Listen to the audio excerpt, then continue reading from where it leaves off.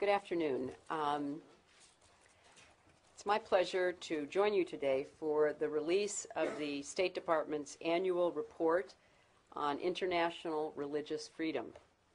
Every year, the State Department prepares a comprehensive review of the status of religious freedom in countries and territories around the world.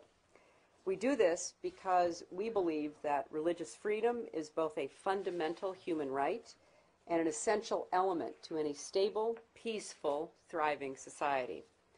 This is not only the American view, it is the view of nations and people around the world. It is enshrined in the Universal Declaration of Human Rights. It is protected by the International Covenant on Civil and Political Rights, and it is guaranteed by the laws and constitutions of many nations, including our own, where religious freedom is the first freedom listed in our Bill of Rights. Because we believe in religious freedom and because we are committed to the right of all people everywhere to live according to their beliefs without government interference and with government protection, we are troubled by what we see happening in many, many places. Religious freedom is under threat from authoritarian regimes that abuse their own citizens. It is under threat from violent extremist groups that exploit and inflame sectarian tensions. It is under threat from the quiet but persistent harm caused by intolerance and mistrust, which can leave minority religious groups vulnerable and marginalized. For further violence against religious minorities in the Middle East, Sufi, Shia, and Ahmadiyya holy sites in Pakistan have been attacked.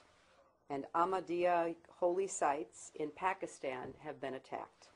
And Ahmadiyya holy sites in Pakistan have been attacked. I would now like to welcome Michael Posner, our Assistant Secretary for Democracy, Human Rights, and Labor, to elaborate further on this report and to answer your questions. Michael?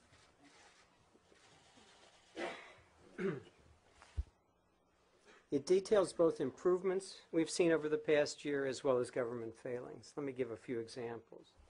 In Pakistan, against the backdrop of continued extremist violence against civilian targets, the number and severity of reported cases against religious minorities increased. For example, in May, extremist attacks on 2 Ahmadi congregations in Lahore killed at least 86 people.